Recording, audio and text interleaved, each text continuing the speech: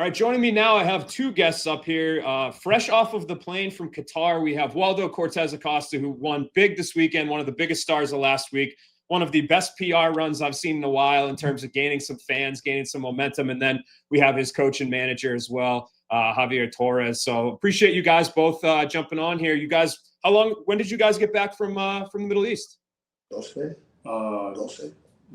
No, 11:30. Like 11:30, 12, yes. Midnight. Yesterday, yeah. Pretty much today, like at midnight. Yeah. So by the time we get the bags and with the Ubers and the cars, it was like 12:20 a.m. today. Yes. It's been a crazy week for you guys, right? Even 6 days ago, you didn't even know that you'd be fighting. So how are you feeling, Waldo, coming out of this week? I feel like you really blew up and became a big star in the span of a week. Yeah, it's a very crazy week. Everything was happening last week is crazy. You know, I'm in Dominican Republic. It's Monday, Tuesday. Tuesday night, I got a call for the hospital. Supposed to need they release the baby Wednesday. I supposed to got a flight at 11 in the night Tuesday. I come to Arizona Sunday 3 or 4 p.m. I said I go to see my baby in the hospital. Everything passed too crazy. Supposed to release the baby Wednesday. But the baby not released Wednesday because I have a tool back because I have a problem to the E. But my coach called me the same thing, the same time. Same day, the same moment. They told me, hey, you have a fight in Qatar. He say, you crazy, you joke with me. He said, no, for real. You will be fighting with Shamil. Okay, give me 5 minutes. I told my wife the situation. He said, hey, you eating good over there. You don't gotta weight too much weight. You got a good position right now. Get in the fight and fighting for us and show everybody where you are. And I called my coach back and I told him, hey, contact my training partner that work for today. Told him they go to the gym. I want to feel it, how I feel my body right now because I passed almost 10 days no training. While me do sparring with him, I feel great. I feel all strong and everything. He said, hey, I want to fight. And we got to the fight. Well, he told me, okay, 3 times. He said, hey, you ready for the fight? I said, yes. I asked him 3 times if he was ready for the fight. Yeah. And he told me, okay, I need to leave tonight at 11:30 in the night. No need to go tomorrow because it's really late. Because it's almost 21 hours to fly to be in Qatar. I got a flight the same day that me coming to Dominican Republic. After they passed almost 10 hours in the flight to Dominican Republic, the same day I got it to Qatar, almost 21 hours. Because I got a flight to New York and the 15, 16, then New York to Qatar. And go there. I told Javier, I little swollen right now. I need to go straight to the vascular and see how much they me weight. Vascular means scale. Scale. Yeah, to the scale. And I weigh a 267.5, no? 267.5, something like that. Yeah. And I told the people, oh, give me a 10, 15 minutes, 20 minutes, and we combine weight. I trained with my coach in the training room. Then the workout room. In the workout room, almost 3-4 rounds. But I have it one distance, almost 700 square feet. You go to the weigh-in. I go running, little shorting like that, running for the sweating. While me going there, I told the guy, yeah, give me the short, send me the short. I dry it myself, and I make it weigh. I weigh a 260, 265. 265.6. Yeah. 55. Yeah. So we just barely make the weight, but we did paddle work and we ran from the hotel to the airport to the hotel. We run to the hotel, the room to the weigh-in room. So we tried to make weight, and we did. Yeah. Yeah, incredible. And I have spies all over the place, and I heard from a pretty good source that you almost didn't have a coach on fight night, that he almost ended up in some trouble at the airport with sounding off some alarms. Can you guys confirm that? Yeah. The alarm was going because the funny part is like, he got out first in the airplane, right? So he got out first, and his wife, and then I go after, and I asked somebody, a person, they said, "Where are we gonna go?" And she said, "After, go to picking area. The back is clean, and the bottom is connecting flights." So I don't see Waldo walking out, so I said, "Well, Waldo went to the second level." So I go to the second level, like the person told me, and I walk far away. And then I call Waldo. I said, "Dude, where are you?" And I said, "Well, I'm in the first level." No, the first level is connecting flights. You gotta go to the second level. And then I said, we're trying to figure out, me and him, how we going back. And I'm trying to walk back to him. And I said, go to doors 4 or 5, whatever. And as I'm talking to him, I just put my hand in the door with the phone, and the thing goes, the alarm goes crazy and all the airport. Oh, holy shit. I'm like, what is happening? And I'm in a different country. I don't know what's happening. And then 3 guys came in, and then 2 police came in. I don't even know how many people they came in. And I'm waiting there. They don't speak the language, English. I don't speak the language. I'm like, dude, what's going on? If I run over here, what did I do? They're going to put me in jail. I don't know what to do. So I waited. Let 6 more security guys came in, and they make me take my passport. They make me take my ticket, return my information. And then they escort me out to a room, a special room of security. And I went to immigration and security. When these guys called me, said, I can't answer. I don't know. I got to pass all these. I don't know what's going on. I don't know. They're going to put me in jail. They're going to throw me. My thing was like, dude, the last moment is just to go. Before you pass immigration. Yes. And I still got to pass immigration. Yeah. So that was the police, all those police, because the alarm went all crazy. All the airport. And it was I put my hand at the door like this. I was talking to Waldo with my phone like this. This is my phone. And I put my hand at the door on 4. Because then come to 4 and I did this. And that thing went, wah!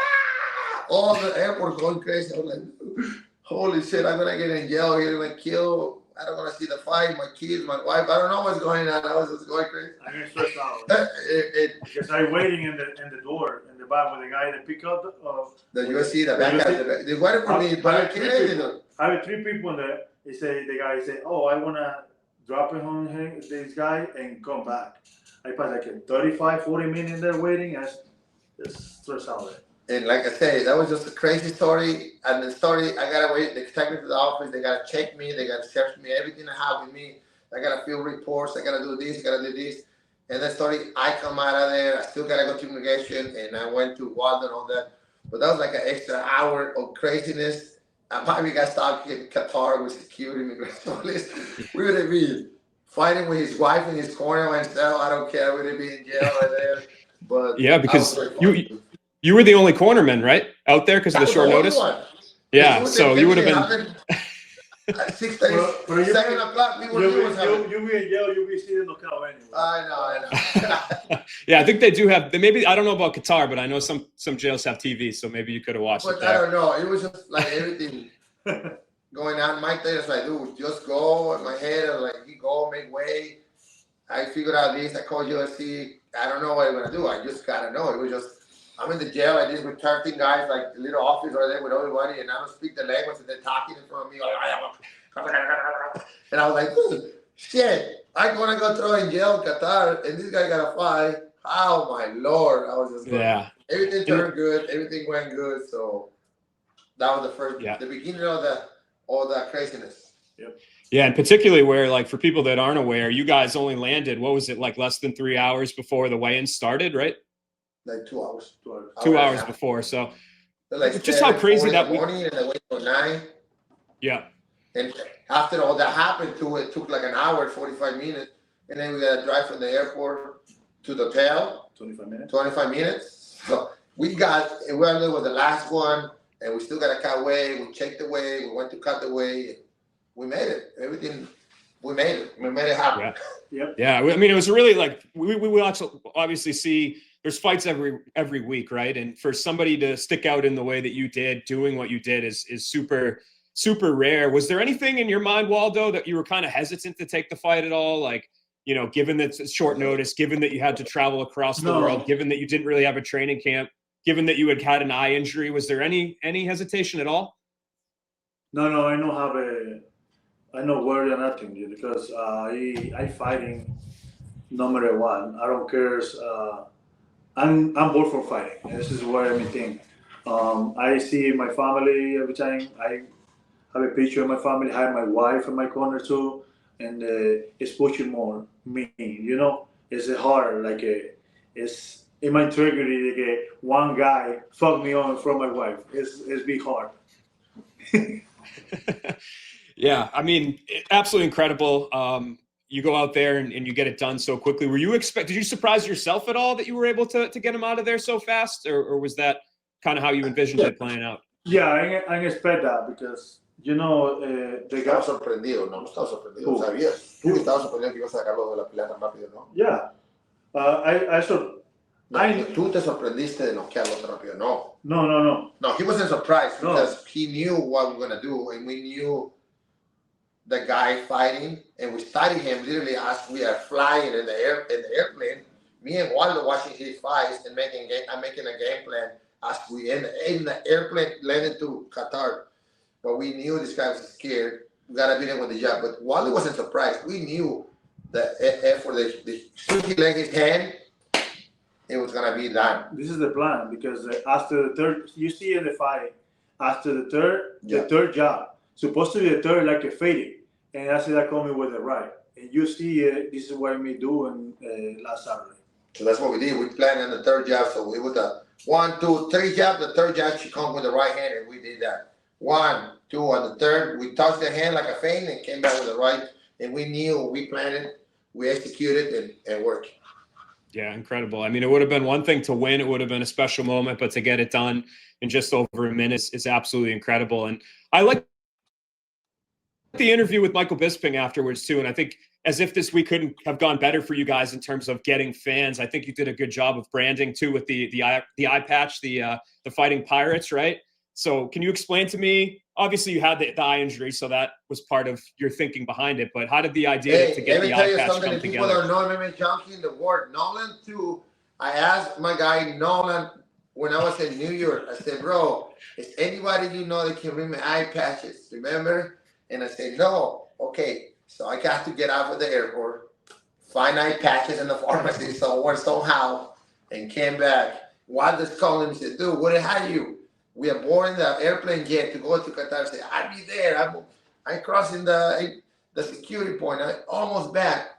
So I just came out with the idea right when we in New York. I literally just came out with the idea right when we in New York, and then turned out to be perfect. Waldo for the Caribbeans. I put the eye patch. We were happy with Thomas Pinal and the eye patch, and then just met it. I just came out with the idea right away. And you know what I mean? It's just perfect. We had the Pirates, and I was planning that the Fighting Pirates, the Fight in the Caribbean, the Pirates on MMA.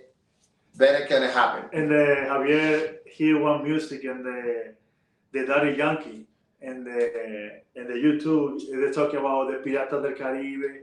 It's a song from Daddy Yankee, and it's so perfect. It's talking about Los Piratas del Caribe. He's talking about that and the Daddy Yankee. I'm gonna be using it. Hopefully, Daddy Yankee the back, but it's covered with the Pirates of the Caribbean. But it's like a reggaeton talking about that. And that's the one we'll be using. Now we're going to start using it with Waldo. Yeah, incredible. Yeah, great way to lean into it. I think you knocked it out of the park. A lot of things I don't think really could have gone better for you guys over the past 6 days. But I'm curious, Wally, you've been fighting for a while now. Like, what does it mean to you to feel all this love? Because, I mean, every comment was just something nice to say from the time that you took the fight all the way through. It seems like you've really broken through, and it's hard. There's so many fighters, so many competitors in MMA. For you to be kind of a fan favorite now, what does that mean to you? Yeah, it means too much for me, because before, I remember fighting Walowski, everybody hate me, not like me or something like that. I feel little sad, but I continue, like fighting like that. But right now, I feel like good. I feel like everything was me working. Right now, is getting fruits, like a fructose. The fruits of the labor came out too. Yeah, I mean, all the fruits of the labor, so all the fight before that, there was people talking the smack and doing this and doing that. But now you see all the fruits, the labor, of all the fighting and the work that we put into and all these fights into this position that we are nowadays. Yeah. And I'm sure, the fans love you, but how much does the UFC love you as well? I feel like the They Neil love Magny, Ed so Donald much. Cerrone sort of. And now he's like one of the favorites. Yeah, the people that you see, the worker you see every time I love me because I be every time humble with these people. Every time the people see me, what me are, But the why they need to see me, you see that why that people they see me now more, like damn, this is this guy. So now there's a different, like, if all the workers for the UFC, they love him before, but now the main bosses love him more. Yeah. Because he did a big favor and he take the fight like that's a notice and he can turn into better position, even like Hunter Campbell and everybody. Like when I did the eye patch to him, that was the best thing you can do to this guy. Skyrock, thank you. Everybody love him. Not a fan favorite, what I mean? Like he's talking about Arlovsky and all the fights before, like even Robles when we did all the fights. Dude, it's part of the game. People don't know. I think you might be know this, but like I was explaining to somebody, Arlovsky, when Waldo was gonna fight him, Waldo went like this to him 2 times. A Tuesday, and I'm gonna tell you Tuesday, and the guy went like this, like F you. You don't check his hand on Tuesday. And I say, you know what, F this guy. Waldo stayed and went on Wednesday, check his hand, and the guy turned and told the same thing. That moment, I thought, Waldo, you lose respect for the legend. You F him up when you out there. You don't play with this guy. He has what me play baseball before, like I have a 15. He be champion of the UFC in 2005, 2006, I think in 2007. I'm play baseball. I mean, I'm a little kid in this one. I was like 15 years old. And him is my favorite fighter. When he was playing baseball, when he was in 60 with the Reds or whatever. No, I don't play No, with the the Reds, Reds. he was not playing with the Reds. Yeah, but when he was 16 years old, 17 playing baseball, his favorite fighter and always been, and he was Andrei Arlovsky. So there's something to say that. But we ended up fighting it, and he lost a lot. Respect for him because he don't want to check his hand. He's like, F you. Okay, you don't want to check my hand? Okay, we do. Now I beat you up. And after that, my mouthpieces fall off in the ring. Cage. That's in the cage. And they try to kick him out the mouthpiece at the end. Yeah, it seems like I think a lot of people got the hate from him too for that, but people don't know the other things behind that. Make sense?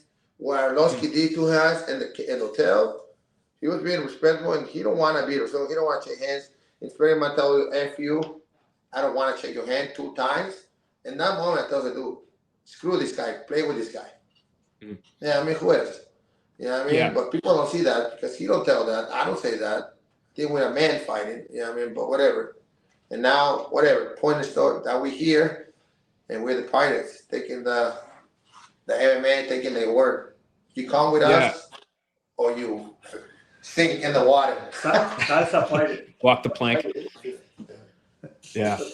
Was there anything that you changed mentally to get because you mentioned there was a few decisions there in a row, right? Like some people weren't thrilled with some of the game plans, which were super smart. I mean, the name of the game is to go out there and win, right? But now you're going out there and you're crushing guys in the first round. Was there anything different in your approach, or was it just sticking to the recipe and eventually the finishes are coming now? Que se vea la diferencia con de las decisiones que hiciste. Yeah. Que pelearon en local. Yeah. Before I try to take care more to the fight, be more longer, be more excited, and everything. But after me fighting with the Pavlovich, after that we fighting with the Liga, with the Speedback too. I feel it. I see it and me can fight with any guy in there. I knock him out any guy in there too. And the man maker, the UFC told me, hey, you need to trust your hands. They told me. You gotta trust your hands. You need to trust your hands. If you trust your hands, you'll be successful in this sport. And I found it out when we are. Me before I found it out when we are right now. I think when it will happen, he started believing more in himself because he already got everything. But people don't realize that Waldo just been in the UFC for 3 years, 4 years, we fighting like MMA, high level LFA fights, 5-6 years. No. Yeah, like MMA, like LFA, we get to LFA, Kobe, all that. Yeah, And now UFC with like 3 years, 4 years. You know, you fighting some guys that have been doing martial arts and fighting for all their life too. I think everything is starting himself. He started young. What did he martial arts? He don't do martial arts. He did baseball. Baseball. He came from baseball. He don't care from boxing. He don't care for jiu-jitsu. He don't care from wrestling. He don't care from any of that. He came strictly from baseball. Basketball, baseball. That's what I was gonna say. Yeah, I mean, it's not like it's a combat sport. Now you put all the guys like Dagestani guy. This guy, he fought this weekend. He was training with Khabib's dad, and he was doing all his life. But this guy, when he was 15, 16, he was playing baseball. When he was 18, he was playing baseball. He wasn't fighting, training this thing. 20, 21. That's what I'm saying. So now he started clicking the timing right of his fight, the time in the cage, believing in himself. And it's time in the cage, just putting the time and believing in his power. He has so much power, everything. His hands, both of his hands, not his right hand, his left hand too. He knocked people with the left hook, knocked people with the right hand, doesn't matter. You know what I mean? And so we're coming and taking everybody's head off. That's what we're doing. Yeah, that leads right to my next question. Who's next? What do we have any idea? I know you were trying to sneak one more in before the end of the year. Do you think that's going to happen? I think maybe UFC pushing right now. But I call it Coach Play. I don't know, Volkov, any person that can put in there, you know. I want to fight. I want to fight one more fight this year. You don't care who he fights. He fights somebody high rank or somebody low rank or somebody not even in the ranks. You want to stay active. So that's what he's trying to say. You know, I mean, he want to fight somebody December 13th. You know, so UFC is working on that. We're trying to see who can fight or not. You know, we got some conversations today. We had conversations on Sunday after the fights. They're trying to. We're working on that. We're looking to break the record and make 6 this year, and start the year with a bang, with a big bang. Yeah, be incredible. To sneak in, you know, to get five wins in one calendar year as a heavyweight. That's a record that has not occurred, and I'm not sure it would be one that would ever be able to be done again. So I think that would be a pretty special place in MMA history. Anything else? Anything else you guys want to plug? I know Javier, you obviously have your gym pretty much on the come up, right? Total Ultimate Combat Training Center, right?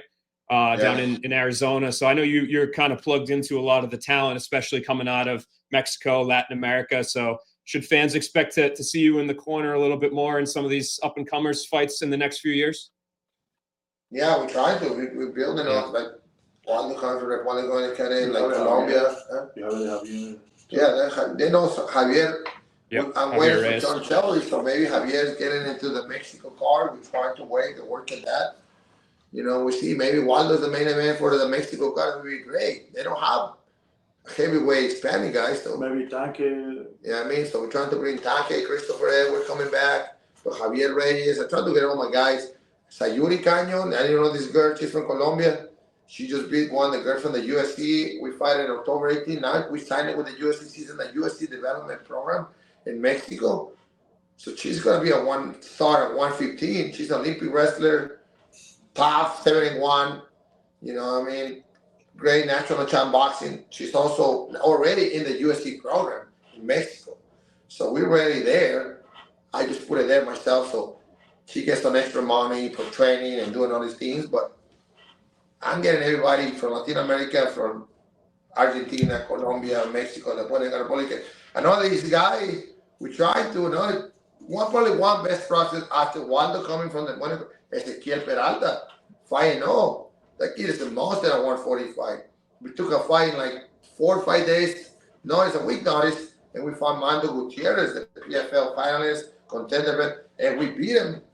You know, I mean, that kid is a real good prospect. Ezequiel Peralta. Yeah, that's the one. Ezequiel Peralta. He's one, like Waldo top 1, Ezequiel is top 2. From the Republic of Dominica, the best guys in the Caribbean. Small Waldito, like a small Waldo was a 145. It's a top 10. You know, out of 10 fights, 11 fights, only one decision. He's doing something really good. So it's another kid to watch out for him. But we're trying to get all these guys, all the Hispanic, Latinos, get out there. You know, anybody, don't have to be Latino, but my market is Latinos. I don't know why. They love me. You know what I mean? Don't get me wrong. I love my white boys. I love my white people. I love my guys, everybody.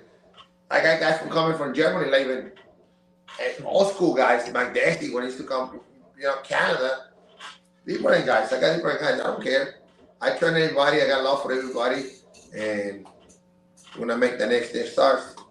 Now we call the Fighting Pirates, bro. Yeah, that's what you were missing. You were just missing a little bit of branding and an eye patch, and you found both those things. Now So we got it. Now we have the Fighting Pirates. You can, but Fighting Pirates, Fighting Pirates, but you can, but Fighting Pirates, that's what we are. We're taking everybody. You sell with us or you sing. That's what it is. yeah, I love it. Well, I appreciate both of your time. Congrats on, like I said, absolutely incredible week. Everybody knew who you were, and I think now all the fans have really fallen in love with you. So congrats on a tremendous week. I appreciate you taking the time talking to me, less than 24 hours after you got back from your adventure. So I absolutely cannot wait to see what's next. Thank you. Thank you, Nolan. Thank you.